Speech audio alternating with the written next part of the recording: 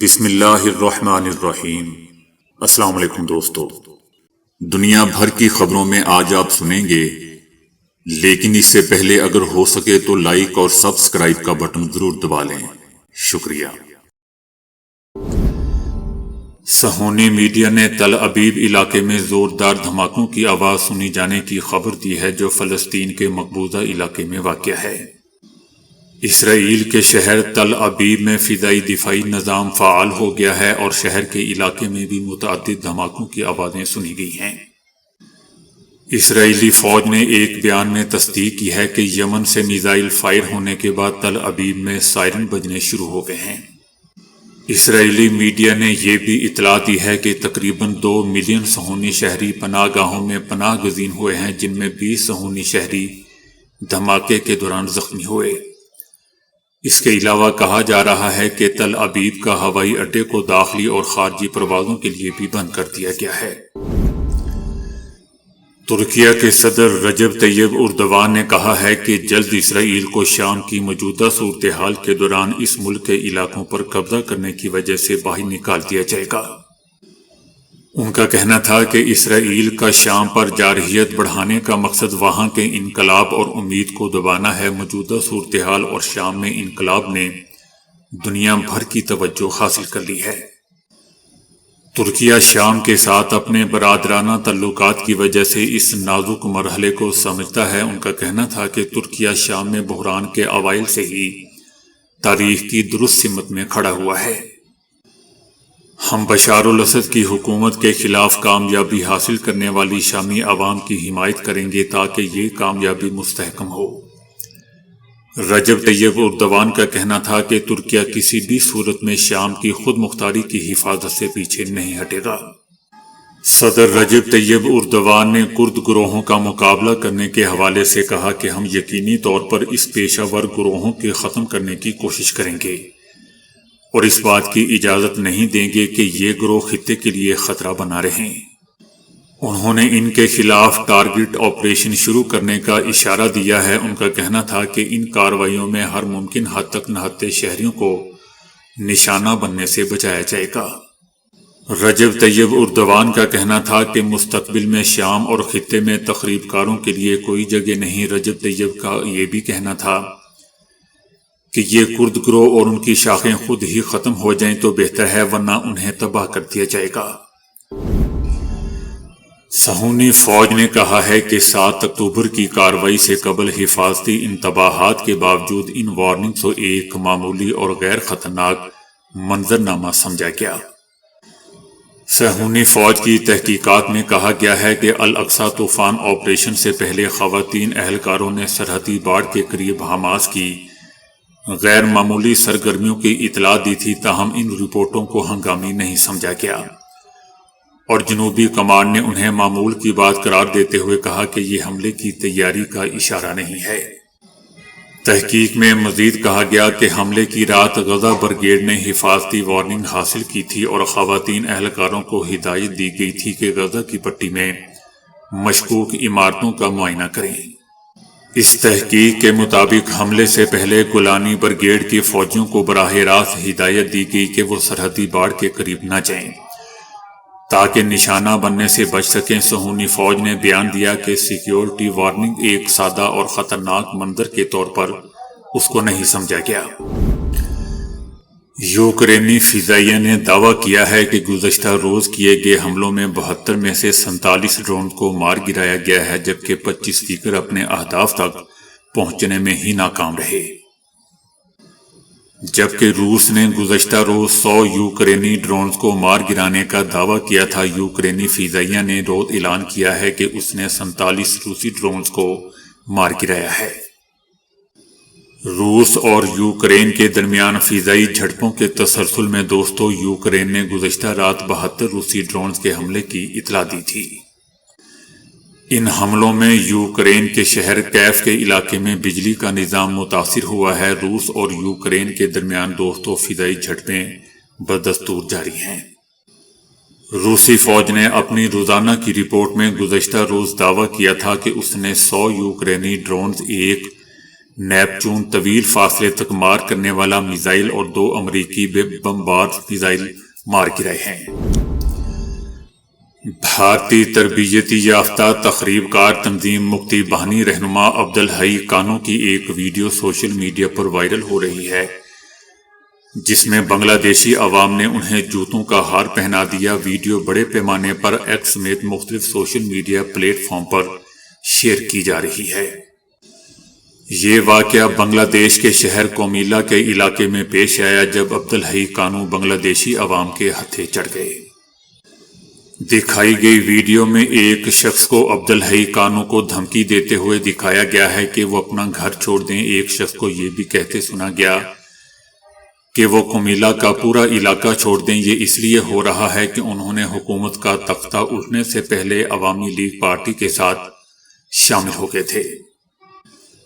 علاقہ مکینوں نے بتایا کہ عبدالحی کانو پر کل صبح اس وقت حملہ کیا گیا جب وہ مقامی بازار گئے تھے، جب ایک گروپ نے انہیں روکا اور پھر کلیارا ہائی اسکول لے گئے جہاں ان پر تشدد بھی کیا گیا، جس کے بعد حملہ آور فرار ہو گئے۔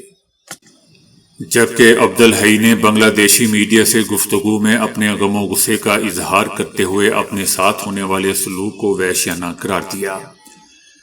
انہوں نے الٹیمیٹم دیا کہ اگر 24 گھنٹے کے اندر ذمہ داروں کو گرفتار نہیں کیا گیا تو وہ سخت اقدامات کریں گے، لیکن دوستو انہوں نے یہ نہیں بتایا کہ وہ سخت اقدامات کون سے ہوں گے، کیا ہوں گے۔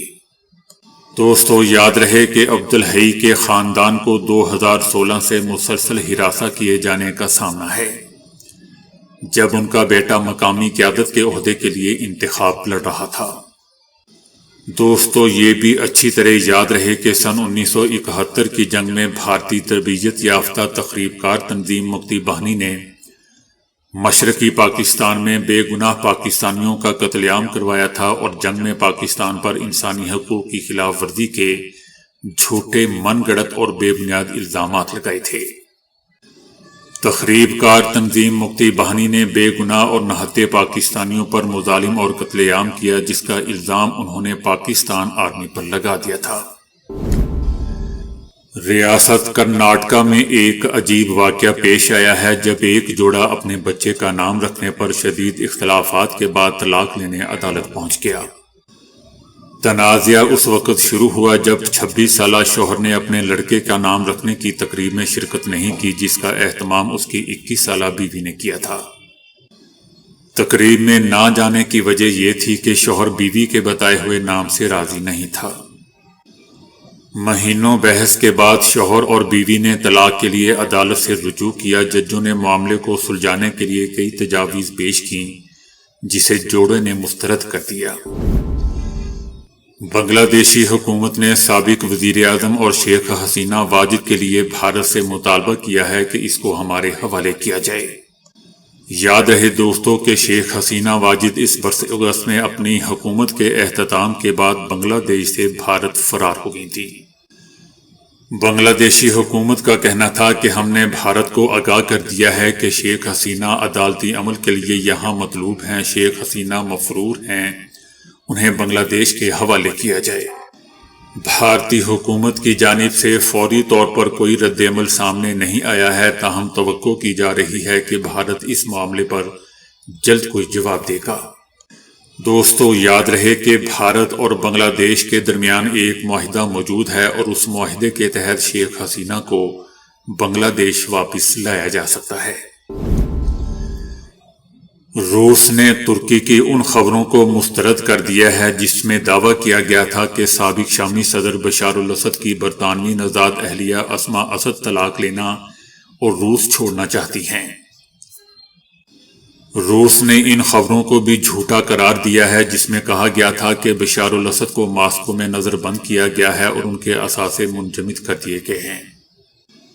یاد رہے دوستو کہ ترک اور عرب میڈیا نے اتوار کے روز دعویٰ کیا تھا کہ اسما اسد نے روس میں طلاق کے لیے درخواست دے دی ہے۔ اسد خاندان کو روس کی طرف سے اسما اس وقت دوستو پناہ دی گئی تھی جب باغیوں نے تیزی سے پیش قدمی کرتے ہوئے دمشق کا کنٹرول حاصل کر لیا تھا۔ محمد یوسف بٹ جائیداد کے ایک مقدمے میں 4 دہائی بعد آنے والے عدالتی فیصلے سے بے حد خوش ہے۔ اس کیس میں ہندو جج نے مقدمے کی سماعت کے دوران مسلمانوں کی مقدس کتاب قرآن مجید کی ایک آیت کا حوالہ بھی دیا۔ جسٹس کول نے قرآن کی سورۃ النساء کی 11ویں آیت کا حوالہ دے کر کہا کہ اسلام نے تقسیم وراثت کے واضح اصول بتائے ہیں۔ لڑکوں کو لڑکیوں سے دگنا ملتا ہے کیونکہ ان پر بیوی بچوں ماں باپ وغیرہ کی کفالت کی ذمہ داری ہوتی ہے، لیکن اسلام میں لڑکیوں کو والد کی وراثت سے حصہ دینے کو ترجیح دی گئی ہے۔ محمد یوسف کہتے ہیں کہ 17 دسمبر کو جب جسٹس کول کی عدالت میں کیس پر سماعت شروع ہوئی تو ان کے وہم و گمان میں بھی نہیں تھا کہ فیصلہ ان کے حق میں آئے گا۔